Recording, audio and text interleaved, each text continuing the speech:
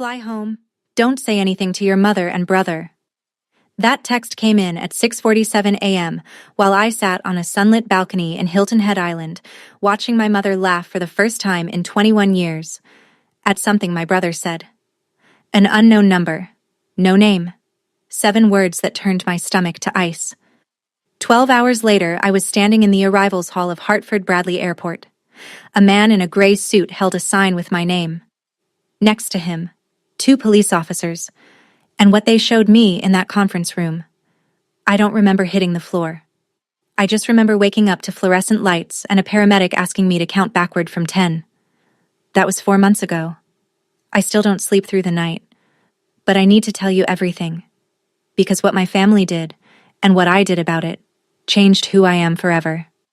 Before I go on, please take a moment to like and subscribe, but only if you genuinely connect with this story. And I'd love to know, where are you watching from right now? Drop your city and your local time in the comments. My name is Willow Farrell. I'm 32 years old, and this is the story of how my own mother and brother tried to destroy me, and how the truth saved my life. Now let me take you back to a rainy November night in Glastonbury, Connecticut, the night I stopped being someone's daughter. I was 11 years old. It was a Tuesday, November 14th. I remember the date because I'd brought home a permission slip for a field trip to the Wadsworth Atheneum, the art museum in Hartford. I needed a parent's signature and $3. That's it. A signature and $3. My mother, Margaret Farrell, was sitting at the kitchen table when I walked in. She had the phone pressed to her ear.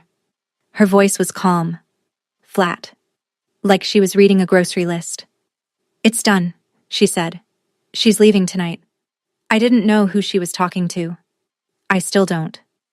She hung up and looked at me the way you'd look at a stain on a countertop, something to wipe clean. "Pack your things," she said. I thought she meant for the field trip. I actually smiled. "You're leaving, tonight." My brother Dean stood at the top of the stairs. He was 14. He watched the whole thing, didn't say a word, didn't move. Just leaned on the railing like he was watching a show that didn't concern him. My mother opened the front door. Rain was hammering the porch. She handed me a black garbage bag, the kind you use for yard waste, and said 4 words I will hear for the rest of my life. "Go, don't come back." No suitcase, no coat, no explanation, no $3. I walked 3 miles in that rain, my sneakers filled with water by the second block. The garbage bag ripped at the corner of Hebron Avenue, and my library book fell into a puddle. I made it to my grandfather's house on Hubbard Street at 9:20. When he opened the door, he didn't ask what happened. He didn't call Margaret. He just knelt on the wet porch, wrapped his arms around me, and said, "You're home now, little bird." That was the last time anyone in my family held me for 21 years. My grandfather, Walter Ashford, was a retired civil engineer who lived like he'd never earned a dollar past his pension. Small Cape Cod house, vegetable garden out back. A workshop in the garage where he fixed clocks, radios, anything with gears. He wore the same 3 flannel shirts on rotation and drank his coffee black from a mug that said, "World's okayest Grandpa." My grandmother Rosemary was the warmth in that house. She taught me how to make pot roast on Sundays. She braided my hair before school. She read to me every night, even when I was 12 and probably too old for it. I never stopped her. For 7 years, that small house on Hubbard Street was the only place I felt real. Margaret never called. Not once. Dean didn't write. No birthday card, no Christmas visit. Nothing. It was as if I'd been erased from their lives with the same ease my mother used to wipe the kitchen counter. My grandfather never forced the subject, but once, when I was 13 and crying in the garage because a girl at school asked why my mom didn't come to the parent conference, he set down his wrench and said something I didn't understand until decades later. "Someday you'll understand why I'm saving the best for you. Not now, but someday." I noticed things, small things. A man in a gray suit who visited my grandfather every few months. They'd sit in the study with the door closed. I'd hear low voices but never full sentences.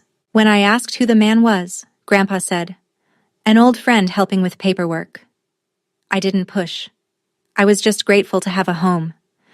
My grandmother Rosemary passed when I was 16. A stroke, quick, and merciful. And the house on Hubbard Street got a little quieter, a little colder. But my grandfather kept going, for me, I think. He drove me to campus tours. He proofread my college essays. He kept a locked oak box on the top shelf of his closet that he never opened in front of me. I asked him once what was inside. He smiled and said, "Your future." My grandfather died in his sleep 3 weeks before I started college. I found him on a Saturday morning, still in his flannel, one hand resting on a book about covered bridges. He looked peaceful. He looked done. The funeral was small. 6 neighbors, the pastor from the Methodist church on Main Street, a woman who ran the hardware store where Grandpa bought his nails, and then Margaret walked in. I hadn't seen my mother in 7 years. She wore black from head to toe. A silver cross hung from her neck. She moved through the church like a widow in a movie, touching pews, dabbing her eyes with a tissue, whispering, "Thank you," to strangers who offered condolences. She never looked at me. Not once. But Dean did. He walked right up to where I was sitting in the front pew, leaned down, and said something so quietly that only I could hear it. "Grandpa left everything to Mom. There's nothing for you." Then he smiled. A quick one, the kind that vanishes before anyone else sees it. After the service, a man approached me in the parking lot. Gray suit. I recognized him. The man who used to visit Grandpa's study. "Miss Farrell," he said. "My name is Thomas Mercer. I was your grandfather's attorney for 30 years. He held out a cream-colored envelope, sealed with wax. Old-fashioned, deliberate. "Your grandfather asked me to give you this when the time is right." He paused. "The time isn't now, but keep my card." I took the card. I took the envelope. I put both in my wallet and didn't touch them again. I rode the bus back to my dorm alone that night. No family left, no safety net. 18 years old with a sealed envelope I was too afraid to open, and a business card from a man in a gray suit who said, "The time isn't now." I didn't know that those 2 pieces of paper would save my life 14 years later. I paid for college the way a lot of people do. Scholarships, part-time jobs, and ramen noodles 5 nights a week. I studied computer science at UConn, graduated with honors, and moved to San Francisco with $600 and a carry-on suitcase. I didn't call it ambition back then. I called it not having a choice. By 24, I was working 80-hour weeks at a startup in Soma, writing code for an app I didn't believe in, eating lunch at my desk, and sleeping in a studio apartment the size of a parking space. Nobody in my family knew where I was. Nobody asked. But something was growing. Not resentment. Purpose. I kept thinking about the kids I'd met in college who'd aged out of foster care with nothing. No family. No guidance. No one to call when the landlord raised the rent or the car broke down or the loneliness got so heavy it pressed on their chest like concrete. I knew that feeling. I'd lived it. At 27, I built Hearthline.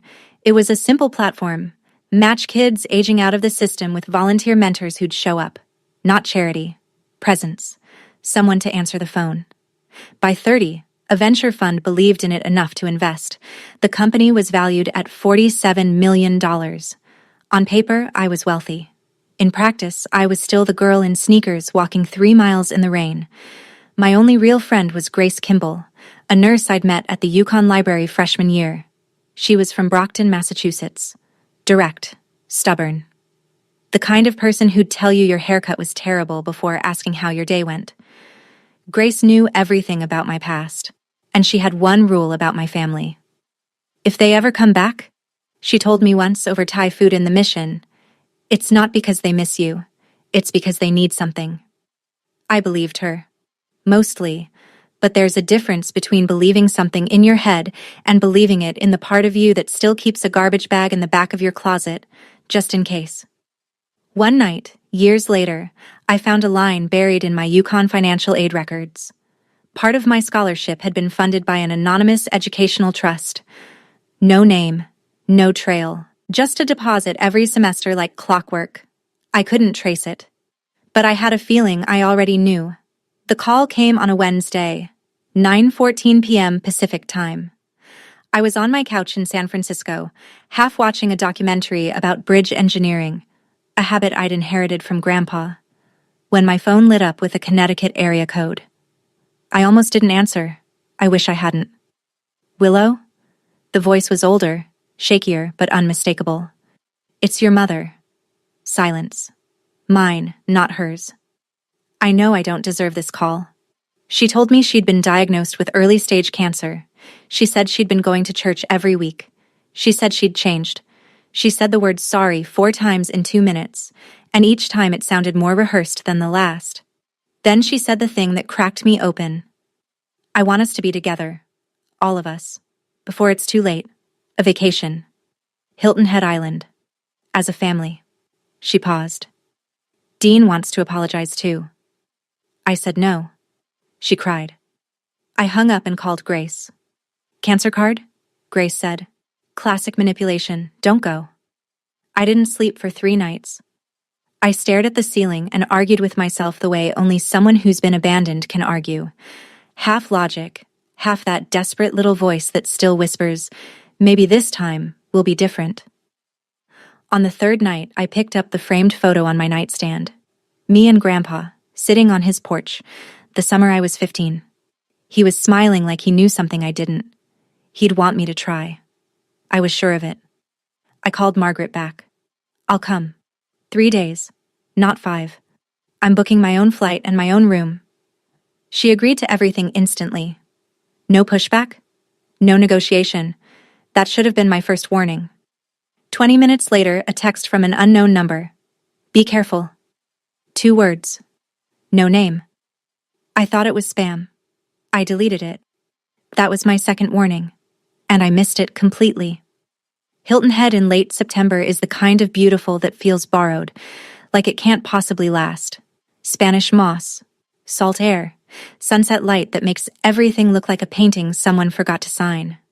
I flew into Savannah and drove the 45 minutes to the resort, a beachfront property, valet parking, the kind of place that puts orchids in the lobby and charges $12 for orange juice. Dean had booked it. I didn't ask with whose money. Margaret was waiting in the lobby. She looked smaller than I remembered. Thinner. Her hair had gone silver at the temples, and she wore a pale blue cardigan that made her look like a Sunday school teacher.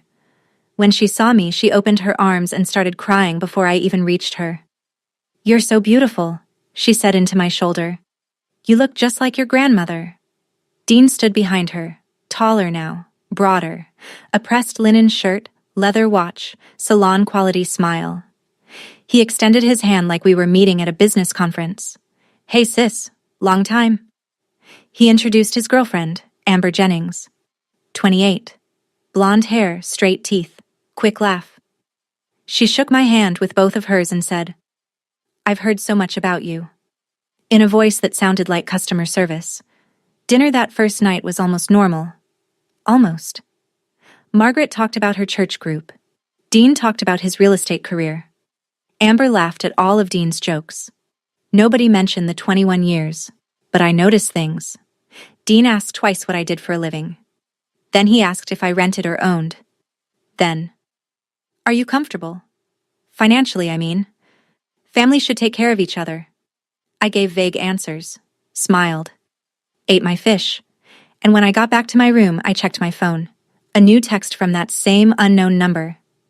Did your brother ask about money yet? This time, I didn't delete it. I took a screenshot. The next morning, Margaret suggested family photos on the beach. Something to remember this by, she said. I agreed. What harm could photos do? Plenty, it turns out, when your mother uses them as a stage. She flagged down a resort employee to take the pictures, and while the young woman adjusted the angle, Margaret leaned in and said, loud enough for everyone nearby to hear. My daughter came back to me after years of running away. She's always been the stubborn one. Running away, as if I'd left by choice, as if I hadn't been pushed out a door at 11 with a trash bag in the rain. I didn't correct her. I stood there in the sand with my arm around a woman who'd rewritten my childhood for an audience of strangers, and I smiled for the camera. Dropped half an octave. Look, I'll be dropped half an octave. Look, I'll be honest. I've hit some rough patches, a few debts. Nothing major. He shrugged like a man describing a parking ticket. Have you ever thought about investing together, as siblings? I'm not in a position to invest. I said. He pivoted fast. You know Grandpa left everything to Mom, right? His house, his savings. Not a lot, honestly. He was watching my face, testing. I didn't know the details, I said, which was true. That night, I was brushing my teeth when I heard voices in the hallway outside my door. Margaret and Dean. Low, tense. She doesn't know, Margaret said. Keep going. She's suspicious, Dean replied. Then be better at it. I pressed my back against the bathroom wall. My toothbrush was still in my mouth. My hands were shaking. I waited until the hallway went quiet. Then I picked up my phone and texted the unknown number. Who are you? 3 minutes passed. Then, someone your grandfather trusted. Morning, day 3. The last day I'd agreed to stay. Dean came to breakfast carrying a manila folder. He set it on the table between the salt shaker and the butter dish, casual as a newspaper. So, I've been looking into Grandpa's estate, he said. Turns out there's property and accounts that were never properly distributed. He opened the folder and slid a stapled document toward me. Mom and I think it's fair if we all sign this, just to consolidate things under one family trust. I picked it up. The header read, Family Trust Agreement, Ashford/Farrell Estate. I'm not a lawyer, but I've spent 5 years reviewing contracts for my company. I know what a power of attorney clause looks like when it's dressed up in family language. And this document was handing Dean full control over every asset tied to the Ashford name. I need time to read this properly, I said. It's just a formality. Dean leaned back. Mom already signed. Margaret pulled my hand back. I said I need time. Pulled my hand back. I said I need time. Dean's jaw tightened. Amber glanced at him, then looked down at her phone. Back in my room, I photographed every page and sent the images to my attorney in San Francisco. 2 hours later, he called. Don't sign anything, he said. This document would give your brother control over assets you might not even know you have. I sat on the edge of the bed. My phone buzzed. The unknown number. Longer this time. Fly home. Don't say anything to your mother and brother. There's a flight at 6 a.m. from Savannah. Take it. A car will be waiting at Hartford. Don't be afraid. I sat on that bed for an hour staring at the message. My hands were shaking. I kept thinking, what if this is a scam? What if someone is trying to separate me from my family again? But then I thought, what family? The one that kicked me out at 11? The one that just slid a trap across the breakfast table and called it legacy? I had to choose, and I chose to trust a stranger over my own blood. Would you have done the same? I still don't know if it was courage or just survival instinct. Let me know in the comments, because even now, 4 months later, I go back and forth. I set my alarm for 4:30 a.m. and didn't sleep at all. 4:30 a.m. Still dark. The resort hallway smelled like chlorine and hibiscus. I grabbed my carry-on. I never unpack fully in places I might need to leave, and took the service stairs to the ground floor. No checkout. No note. I ordered an Uber from the parking lot and watched the resort shrink in the rearview mirror as we pulled onto Highway 278. The driver was a retired schoolteacher named Donna. She asked if I was heading home. I said yes. That was the truest thing I'd said in 3 days. At Savannah Hilton Head International, I checked in for the 6 a.m. flight to Hartford. The gate was half empty. A businessman, a mother with a sleeping toddler. Me, sitting in a plastic chair with a coffee I couldn't drink, rehearsing goodbye speeches I'd never give. I texted Grace from the boarding line. Something is very wrong. I'm leaving. I'll call you when I land. Grace, bless her. Thank God. The plane lifted off at 6:05. I watched the coastline tilt and fall away. The island, the resort, the family I'd let myself believe in for 72 stupid, hopeful hours. My phone buzzed at 7:30. Dean, where are you? Mom is worried sick. Then Margaret, Willow, please don't do this to me again. Then Dean, 1 minute later, we need to talk about the trust. It's important. 3 messages in 10 minutes. Concern, guilt, then pressure. A perfect escalation.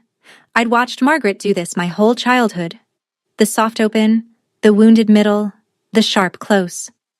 Dean had learned well. I turned off my phone and leaned my forehead against the window. And that's when I felt it in my jacket pocket. A business card, soft with age, its edges worn to felt. Thomas Mercer, attorney at law. I'd carried it in my wallet for 14 years, transferred it to jacket after jacket, never knowing why I couldn't throw it away. Now I knew. Hartford Bradley Airport, Gate B4. I walked through the jetway with my carry-on over one shoulder and the feeling that I was about to step into someone else's story. I was right. A man stood in the arrivals area holding a small sign, W. Farrell. Gray suit, silver hair, 70-ish. Beside him, 2 Connecticut State Police officers in pressed uniforms, hands at their sides. Not aggressive, but present. The man lowered the sign when he saw me. Miss Farrell, my name is Thomas Mercer. I was your grandfather Walter Ashford's attorney for 30 years. He offered his hand. Steady grip, kind eyes. We need to talk, privately. They led me to a small conference room near the airline offices. Beige walls, a round table, 4 chairs. Thomas sat across from me and placed 3 items on the table with the precision of a man who'd rehearsed this moment. A bound document, a sealed envelope, cream-colored, wax seal, handwriting I recognized as my grandmother Rosemary's, and a thick folder, tabbed and labeled. Your grandfather drafted this will in 2012, Thomas said. It names you, Willow Farrell, as the sole beneficiary of his entire estate. I stared at him. That includes the house on Hubbard Street, savings accounts, investment holdings accumulated over 40 years. He paused. The estimated value is $2.8 million. The room tilted. I gripped the table. He instructed me to execute the will when 2 conditions were met. First, you turned 32. Second, your family made contact with you. Why those conditions? Because he knew they'd only come back if they found out about the money. Thomas opened the thick folder. But that's not why the police are here. He spread a series of printed screenshots across the table. Text messages, between Dean and a contact saved as V. The first one read, "She's here. Room 412. If she doesn't sign by Thursday, go to Plan B." The reply, "Plan B costs double." Dean's response, "Whatever it takes." Thomas introduced the woman sitting quietly at the end of the table. I hadn't noticed her when I walked in, which I'd later learn was the whole point. "This is Rachel Dunn," Thomas said. "Private investigator. I hired her 6 weeks ago, the day your mother called you." Rachel was compact, 40s, short brown hair, no jewelry, a face that gave nothing away. She opened a laptop and turned it toward me. "Your brother owes $340,000, she said. "Mostly online gambling. His creditors are not patient people." She clicked through a timeline. Dean had discovered the will 6 months earlier by breaking into the vacant house on Hubbard Street and finding a draft copy in Grandpa's desk. He told your mother. Together, they devised the vacation plan. Rachel's voice was clinical, precise. Step 1. Reconnect. Step 2. Get you to sign the family trust document, transferring control to Dean. Step 3. She pulled up a new set of messages. Dean to V, a man named Victor, with a criminal record for aggravated assault and extortion. If she doesn't sign, we go to Plan B. What's Plan B? Make it look like an accident. She doesn't know anyone here. Balcony. Pool. Whatever's clean. I read it 3 times. The words didn't change. Your brother was arranging your murder, Rachel said. Then she showed me the message I couldn't look away from. Dean to Margaret. Time-stamped 2 days before the trip. She's not signing. We may need the backup plan. Margaret's reply. Do what you have to do. Just keep me out of it. My own mother. 8 words. No hesitation. I stood up. I said, "Excuse me." I walked to the restroom at the end of the hall. I locked the door. And I cried in a way I hadn't cried since I was 11, standing in the rain with a garbage bag. My whole body convulsed. The fluorescent light buzzed above me like a hive. When I came back to the table, my eyes were swollen and my voice was raw, but I was done falling apart. "What do we do now?"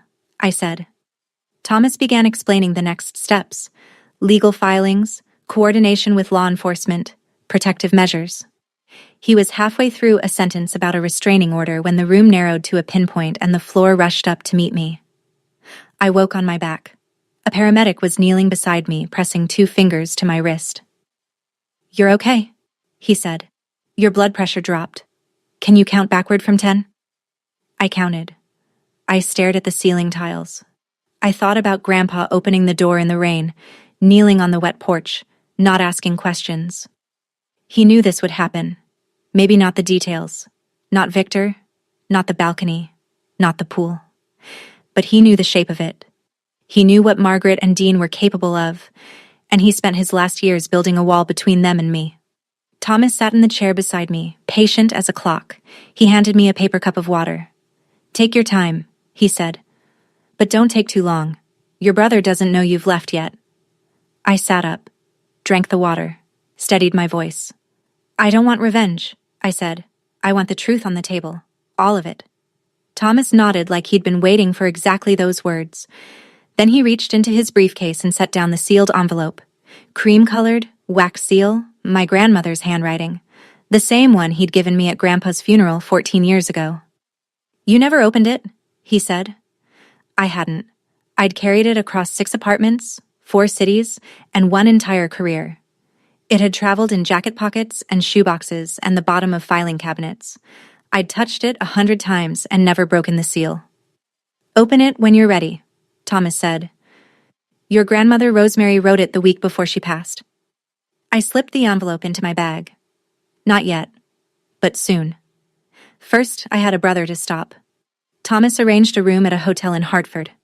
Quiet, clean, away from anything with the name Farrell attached to it. Grace flew in from Boston that same night. She walked through the door, dropped her bag, and wrapped her arms around me without a word. Then she said what Grace always says. I told you not to go."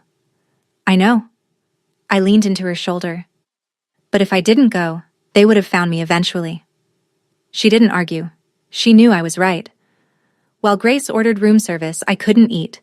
The machinery of consequences was grinding forward 2 states away. Connecticut State Police had coordinated with law enforcement in South Carolina. The plan was clean. Arrest Victor first at Hilton Head, then take Dean the following morning back in Glastonbury. I sat on the hotel bed while Grace dozed in the armchair. Midnight. The city hummed outside the window. I pulled the envelope from my bag. The wax cracked like a whisper. Inside, 1 sheet of stationery, pale yellow, and a photograph. Rosemary's handwriting was careful, deliberate, the kind of penmanship they taught in schools that don't exist anymore. "My dearest Willow, if you're reading this, it means your grandfather is gone and I'm gone, and someone is trying to take what's yours. I'm sorry I couldn't protect you while I was alive, but I want you to know, you were never the problem. Your mother was broken long before you were born, and she broke you instead of fixing herself. You deserve the world, little bird. Build your own nest. Grandma R." The photograph. Me at 5 years old, sitting on Rosemary's lap, both of us laughing at something outside the frame. On the back, in pencil, 4 words. You were always enough. Grace woke up to find me sitting cross-legged on the floor, holding the photo, tears running silent and clean. She didn't ask. She sat beside me, took my hand, and stayed there. At 1:47 a.m., my phone lit up. "Thomas, Victor has been arrested. He's cooperating. Your brother will be arrested at 7 a.m. tomorrow morning." I set the phone down and looked at the photograph one more time. 5 years old, laughing. Enough. 7 a.m. sharp. 2 unmarked cars pulled up to Margaret's house in Glastonbury. Dean was at the kitchen table eating cereal when they knocked. He answered the door in sweatpants. The officers read him his rights while Margaret screamed from the porch in a bathrobe, clutching the railing like the house was sinking. I know these details because Rachel Dunn sent me a brief report that afternoon. Clean. Factual. No editorializing. That was Rachel's way. Margaret's call came 40 minutes after the arrest. "What have you done?" She was hyperventilating. "They took your brother. He didn't do anything. He hired someone to kill me, Mom." Silence, long enough to hear a clock ticking somewhere in her house. "That's ridiculous. Dean would never. You're making this up to get back at us. The police have the messages, all of them." I let that settle, including yours. "What messages?"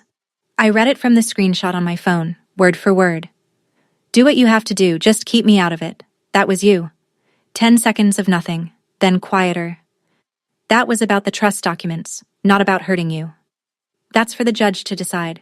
I hung up, set the phone face down on the nightstand, didn't pick it up again for 6 hours. Over the next few days, the pieces sorted themselves.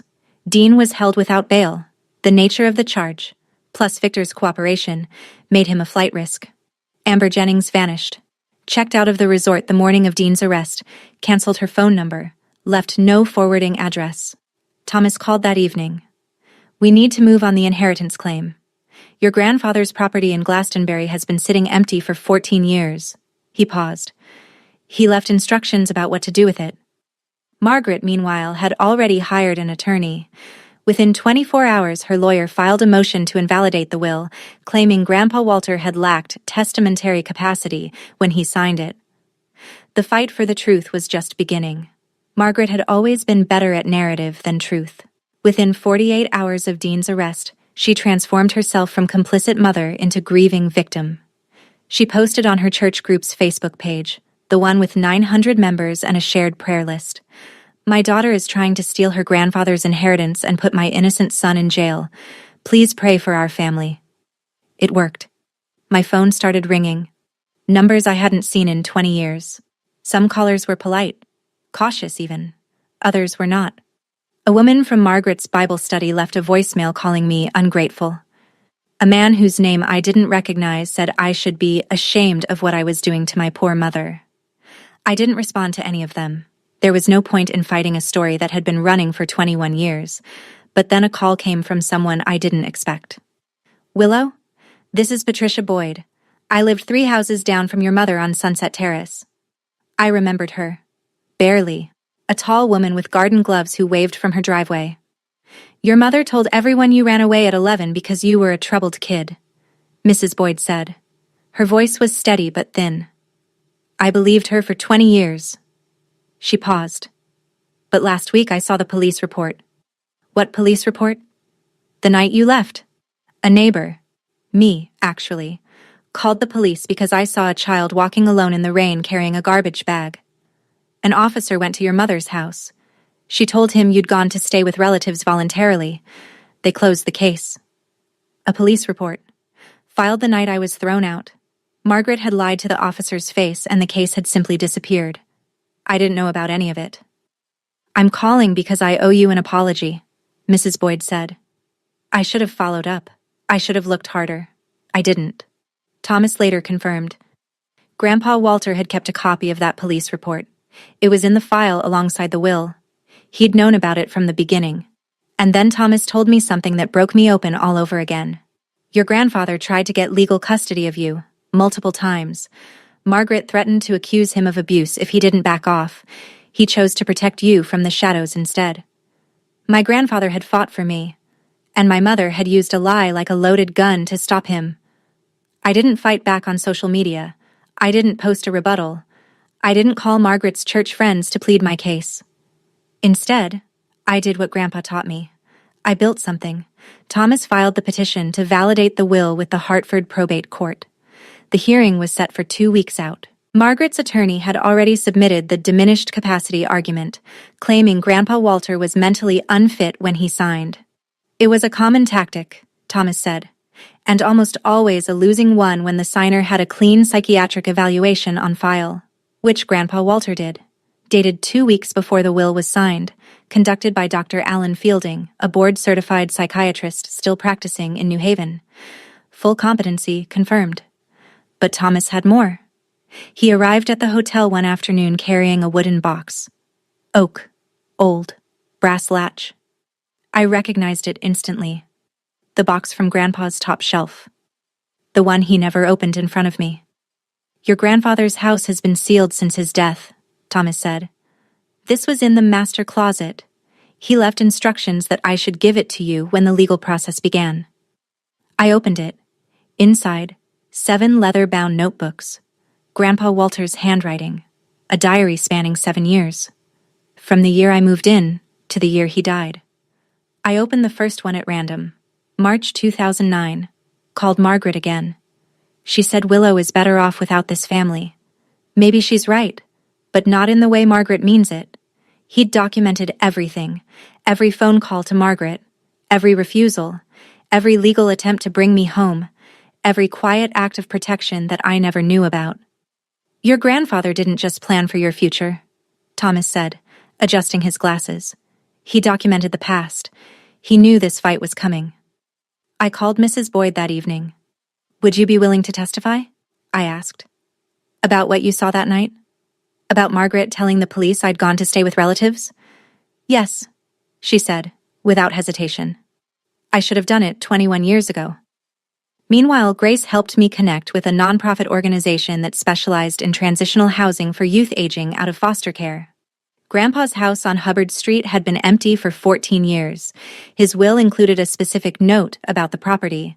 Not a clause, not a condition. Just a line in the margins of his own handwriting. For the children who need a door opened. I was starting to see the full picture now. My grandfather hadn't just saved me. He'd designed a blueprint for what came next. He just didn't live long enough to hand me the key himself. 3 days before the hearing, Dean's defense attorney reached out to Thomas with an offer. Dean would plead guilty to criminal solicitation, a lesser charge, in exchange for Willow not pursuing civil damages. Thomas relayed the message over the phone. I don't want his money, I said. I want him to face what he did. That same afternoon, Margaret called. Not crying this time. No church voice. No trembling hands you could hear through the speaker. This Margaret was the one I remembered from childhood. The real one. Cold. Measured. Stripped of performance. Drop the charges, she said. Walk away. Or I will make sure every person in this state knows what kind of daughter you are. What kind is that? The kind who destroys her own family. I let the silence sit for 3 full seconds. You destroyed this family 21 years ago on a rainy Tuesday night, I said. I was just the evidence. I hung up. Thomas spent that week assembling everything. The validated will, the psychiatric evaluation, the police report from 2003, Walter's diaries, the text messages between Dean and Victor, the text between Dean and Margaret, Mrs. Boyd's sworn statement, Rachel Dunn's investigative report. The courtroom will be full, Thomas warned me. Margaret's church friends, neighbors, local press may show up. Good, I said. The truth works best in the open. That night, alone in the hotel, I returned to the oak box. I'd read most of the diaries, but at the very bottom, beneath the last notebook, I found something I hadn't noticed before. A savings book, a college education fund. The name on the account, Willow Farrell.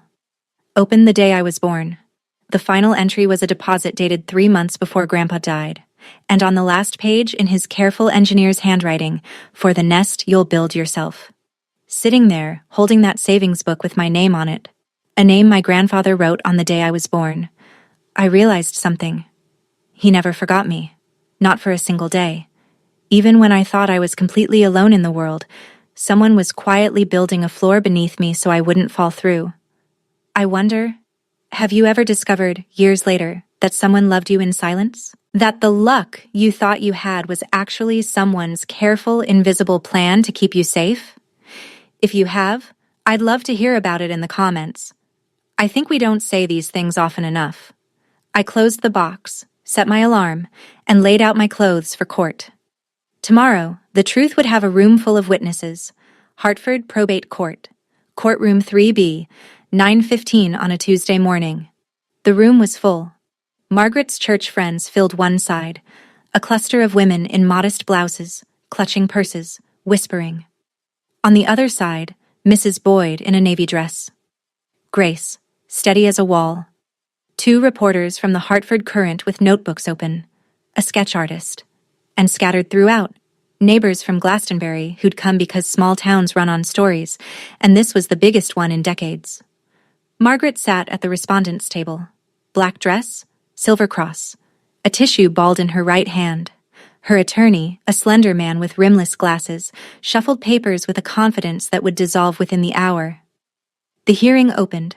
Margaret's lawyer presented the diminished capacity claim. He described Walter Ashford as elderly, isolated, possibly influenced by his attorney. He said the word confused 3 times. Thomas stood. He placed the psychiatric evaluation on the judge's bench.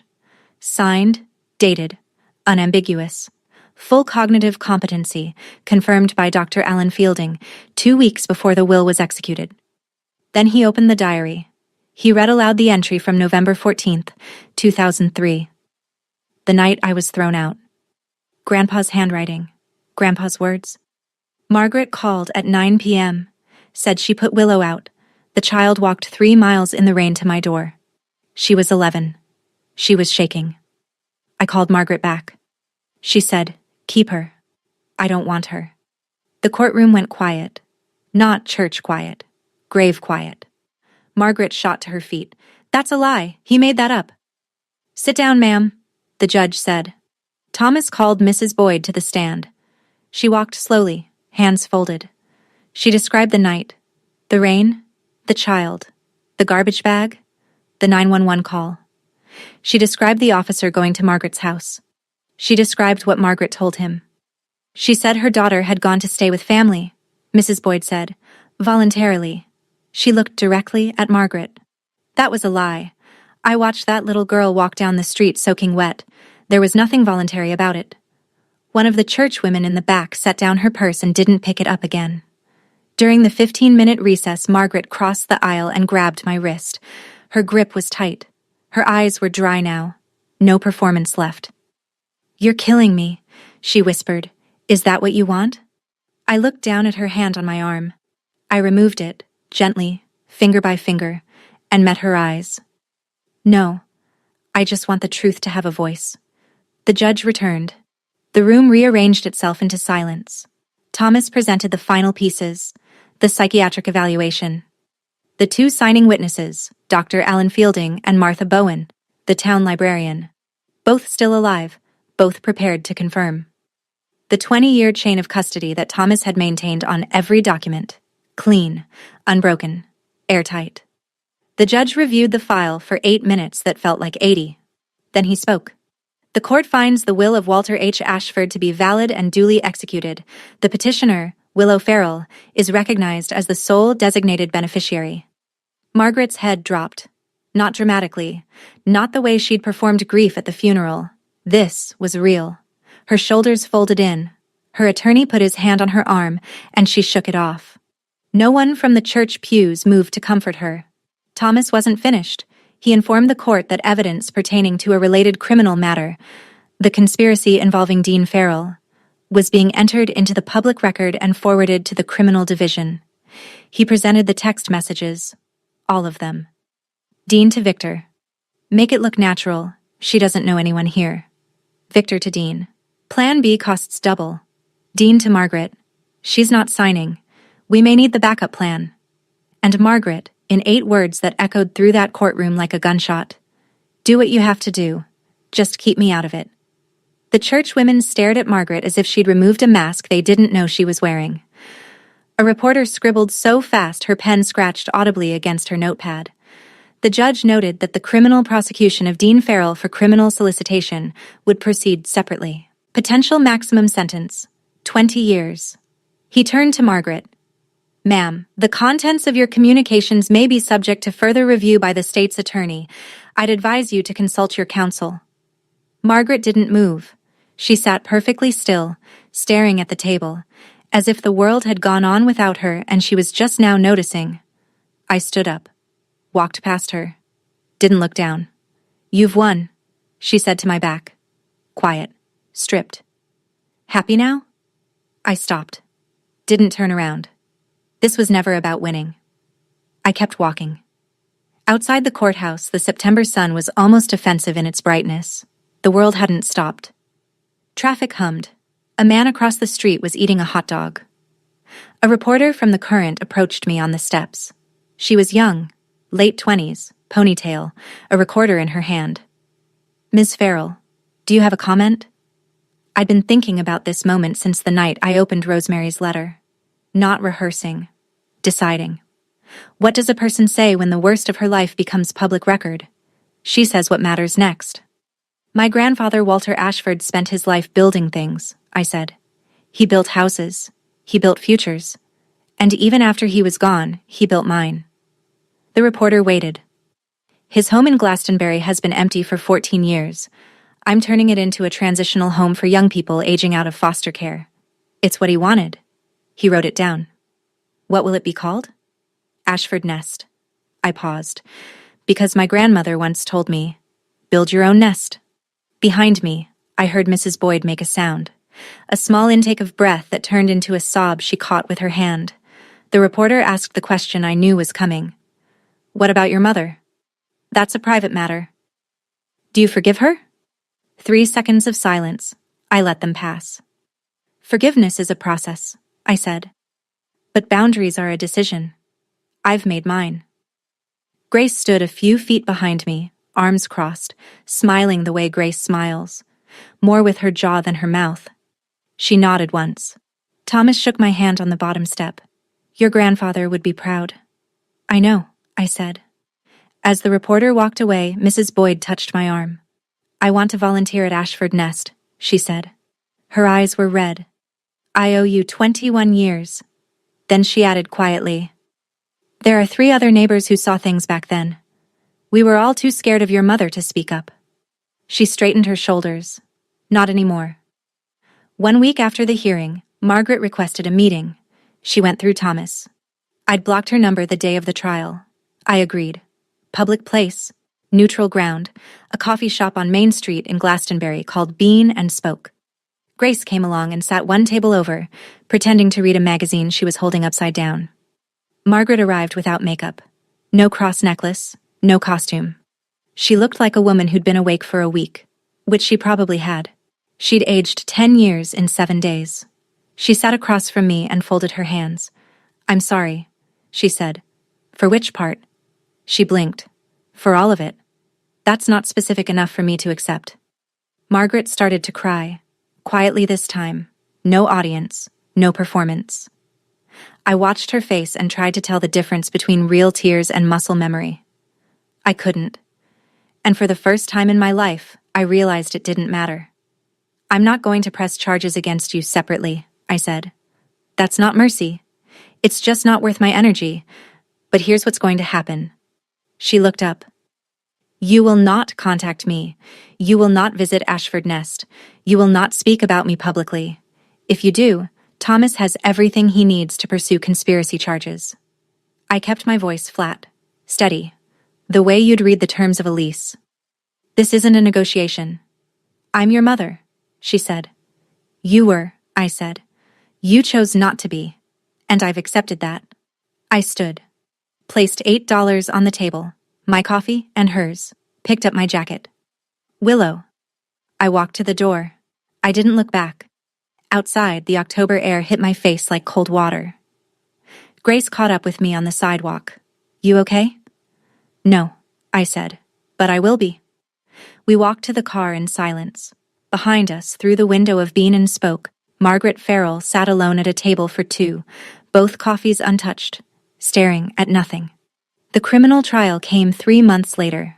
Dean's attorney advised him to take the plea. The evidence was a mountain, and Victor, the man Dean had hired, was cooperating fully in exchange for a reduced sentence. There was no angle left to play. Dean pleaded guilty to criminal solicitation. The judge sentenced him to 8 years. Eligible for parole after 5. Victor received 12. I was in the courtroom when Dean stood for sentencing. He wore a county-issued jumpsuit and the kind of expression I'd seen on men in documentaries. Not remorse, just the slow dawning recognition that their story wasn't going to end the way they planned. Before the bailiff let him out, Dean turned toward me. I thought, for one heartbeat, that he might apologize, that he might say something human. I just needed the money, he said. That was it. Not, I'm sorry I tried to kill you. Not, I was wrong. Just, I needed the money. As if I were an obstacle between him and a bank teller. I said nothing. I sat. I listened to the judge close the record. I walked out into a hallway that smelled like floor wax and old coats. Margaret was not charged. The text message, do what you have to do, just keep me out of it, was damning in plain language but legally ambiguous. Her attorney argued it referred to the trust documents. The state's attorney declined to prosecute. Insufficient evidence for conspiracy, but the court of public opinion had already ruled. Margaret's church group quietly removed her from the volunteer roster. Neighbors stopped returning her calls. The Glastonbury she'd curated for 2 decades, the one where she was the devoted mother and I was the troubled runaway, collapsed like a theater set after the lights come up. She sold the house on Sunset Terrace within a month and moved to a small apartment in Clearwater, Florida. Alone. Rachel Dunn's final report answered one last question. Amber Jennings wasn't Dean's girlfriend of 2 years. They'd met on a dating app 3 months before the trip. Rachel traced Amber's phone records. She'd texted Dean a photo of my passport and my flight itinerary the first night at the resort. That's how Dean knew my room number. That's how Victor would have found me. Amber was never charged. She simply ceased to exist in the story. A supporting actress who left when the production shut down. 6 months after the trial, the house on Hubbard Street was reborn. It took a crew of 14 volunteers, a contractor who gave us a discount after reading the Courant article, and more coats of paint than I can count. We replaced the porch boards. We fixed the leaky kitchen faucet Grandpa had been getting around to for a decade. We sanded the hardwood floors and patched the drywall and hung new curtains in every room. I kept Grandpa's desk in the living room. On it, I placed the framed photograph of Rosemary and me, the oak box with his diaries inside, and a fresh mug of black coffee every morning, even though no one drank from it. Mrs. Boyd ran the daily operations. 4 other neighbors joined the volunteer board. People who'd spent 20 years believing Margaret's version of events, and now showed up with casseroles, cleaning supplies, and the quiet guilt of having looked the other way. Grace signed on as the health advisor. She drove down from Boston every other weekend and reorganized the medicine cabinet 3 times. My company, Hearthline, partnered as the tech arm, connecting each resident with a vetted mentor through our matching platform. We opened with 3 teenagers. The ceremony was small. No press. No ribbon cutting. Just me, standing in the living room where my grandfather used to read the paper, telling 3 young people the only thing I knew to be true. This house belongs to a man who believed in second chances. He gave me one. Now it's yours. A girl named Lily, 16, close-cropped hair, arms crossed tight against her chest like she was holding herself together, raised her hand. "Did your family throw you out too?" "Yes," I said. "And you turned out okay?" I thought about it. Not for drama, because I wanted to give her an honest answer. "I turned out honest," I said. "That's better than okay." Lily uncrossed her arms. Just slightly, but I noticed. It happened on a Sunday.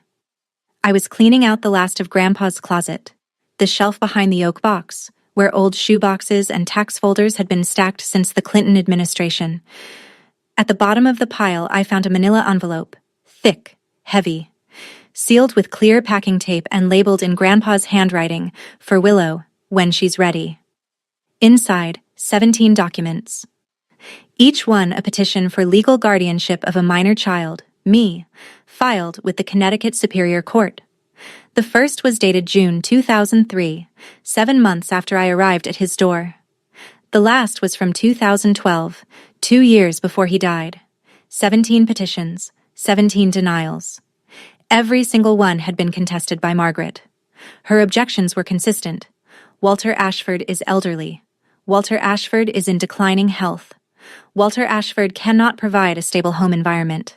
The same lies, copy-pasted year after year, stamped and filed by a woman who hadn't set foot in her father's house since she threw her daughter out of her own. I sat on the closet floor with the petitions fanned out around me like a collapsed deck of cards. 17 times he'd walked into a courtroom for me. 17 times my mother slammed the door. And he never told me. Not once. Thomas confirmed it that evening by phone. He didn't want you carrying that weight while you were building your life. He said, and these were his words, "Let her think she's free. She'll fight harder." But there was one more thing. Clipped to the 9th petition, the one from 2005, was a supporting affidavit signed by someone I hadn't thought about in over 20 years. My father, Robert Farrell, the man who left when I was 4 and never looked back. He had signed a document supporting Grandpa Walter's custody bid. 1 page, 1 signature, then silence again. No follow-up, no phone call, no contact. I don't know what it means. I haven't decided if it changes anything. But for the first time since I was a little girl, I thought about my father as something other than absence. I found a letter beneath the petitions. The last one Grandpa ever wrote to me. Undated. Unsigned. As if he'd started it, put down the pen, and never picked it up again. I failed you 17 times in court, but I will not fail you in my final act. Everything I have is yours. Use it to build what I couldn't, a home no one can take from you. I pressed the letter against my chest, closed my eyes, and let myself cry for the last time in this story. 3 months after Ashford Nest opened, Mrs. Boyd called me on a Wednesday afternoon. "Your mother is outside," she said. "She's just standing on the sidewalk, across the street, looking at the house." I walked out the front door. Margaret was on the opposite curb, wearing a beige coat and flat shoes. No makeup, no cross. She looked like a woman returning to a place that had moved on without her, which is exactly what she was. She saw me and didn't wave, just stood there, like she was waiting for permission to exist. "He gave it to you," she said. "The whole house. He gave it to the children who need it. I grew up in that house, and I was thrown out of yours. I stayed on my side of the street. She stayed on hers. We both have memories. The difference is what we do with them." Wind pushed a crumple of dry leaves between us. Somewhere inside, I could hear Lily helping a new resident find the bathroom. "Can I come in?" Margaret said. "Just once." I stood still for 5 seconds. I thought about the rain, the garbage bag, the phone call. Keep her. I don't want her. The 17 petitions, the text to Dean. I thought about all the rooms in my life that Margaret had either locked me out of or tried to break into. "No," I said. "This is their safe space, not yours." She nodded. Not dramatically, not with tears. Just a small, tired movement of her head, the kind you make when the doctor gives you the result you already expected. She turned and walked down Hubbard Street. Slowly, hands in her pockets. She didn't look back. I watched until she turned the corner and disappeared. Lily appeared behind me in the doorway. "Who was that?" I looked at the empty sidewalk where my mother had been. "Someone who lost something she can't get back." I stepped inside and closed the door. 1 year later, and the house on Hubbard Street is never quiet. There's always someone microwaving leftovers at odd hours, someone playing music too loud in the upstairs bedroom, someone sitting at the kitchen table with a textbook open and a look on their face that says I might actually pull this off. It's not tidy. It's not cinematic. It's the kind of beautiful that comes with scuff marks on the baseboards and a chore wheel that nobody follows perfectly. 14 teens have passed through Ashford Nest. 6 have moved into their own apartments. 2 are in community college. 1 got a full scholarship to Central Connecticut State. The others are still here, still figuring it out, still learning that a safe place doesn't mean a perfect place. Hearthline crossed 3,000 mentor matches last quarter. I split my time between San Francisco and Glastonbury. 2 coasts, 2 lives, 1 purpose. I started therapy in the spring. I know, the woman who built a $47 million company from a dorm room couldn't figure out she needed a therapist. But I'd spent 20 years treating resilience like a replacement for healing. My therapist, a calm woman named Dr. Tran who drinks herbal tea and never lets me deflect, helped me understand that surviving isn't the same as being okay. "Being strong doesn't mean being unbroken," she said during our 3rd session. "It means healing out loud." I'm working on that. Grace visits Glastonbury every other weekend now. We cook in Grandpa's kitchen using Rosemary's recipes. Her pot roast, her cornbread, her peach cobbler that never turns out right but tastes like home anyway. I hung a new photo on the refrigerator. Not Margaret, not Dean. It's me, Grace, Mrs. Boyd, Thomas, Lily, and the Ashford Nest kids, crowded together on the front porch, everyone mid-laugh. It's the kind of family photo nobody planned. It's my favorite thing I own. Thomas called on a Tuesday. "I have something for you. Can you come by the office?" He'd never asked me to come in person before. Everything since the trial had been phone calls and e-signatures, so I drove to his office in downtown Hartford. A 2nd-floor walk-up above a sandwich shop, which felt exactly right for a man who'd spent 30 years keeping his promises without needing a corner office to do it. He was standing by the window when I walked in.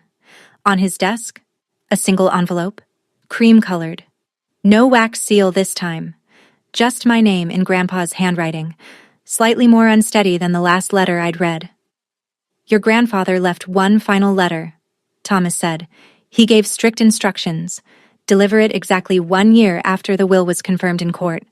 He paused. Today is that day. I sat down. I opened it. Dear little bird, if Thomas gave you this letter, it means you survived.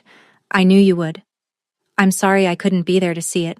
I'm sorry I couldn't fight louder. But I hope you know. Every day you lived on your own, you proved that love isn't about blood. It's about choice.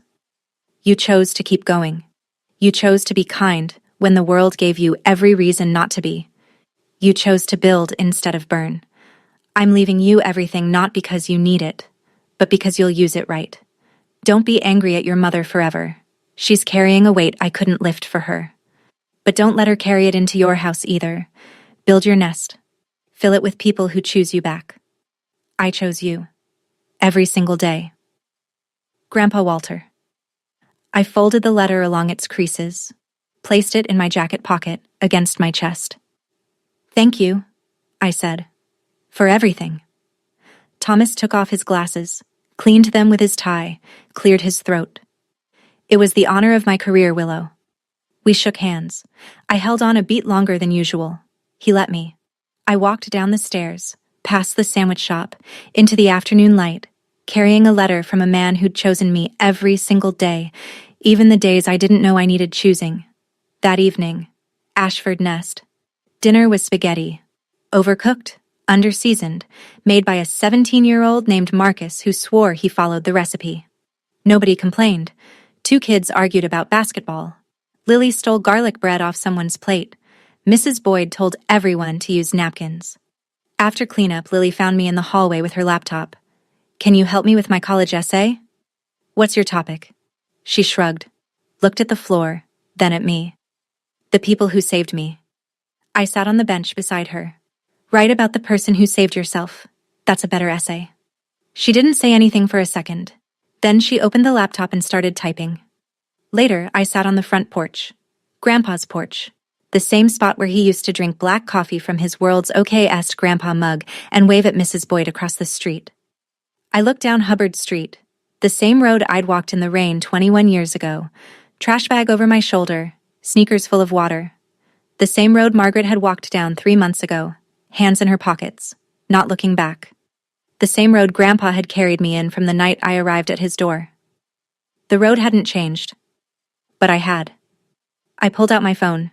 The photo of Rosemary and me, 5 years old, laughing, always laughing. On the back, in pencil, you were always enough. I put the phone away, leaned back, breathed in the cold Glastonbury air. Above me, the stars did what they always do, showed up without being asked. That's my story. It's not pretty. It's not tied with a ribbon. My brother is in prison. My mother lives alone in Florida. I don't hate either of them, but I don't open my door for them either. Here's what I learned, and I'm not saying this as advice. I'm saying it as someone who walked 3 miles in the rain at 11 years old and spent the next 2 decades trying to understand why. You don't owe loyalty to people who confuse control with love. You don't owe forgiveness on someone else's timeline. And you absolutely don't owe your silence to protect people who wouldn't protect you.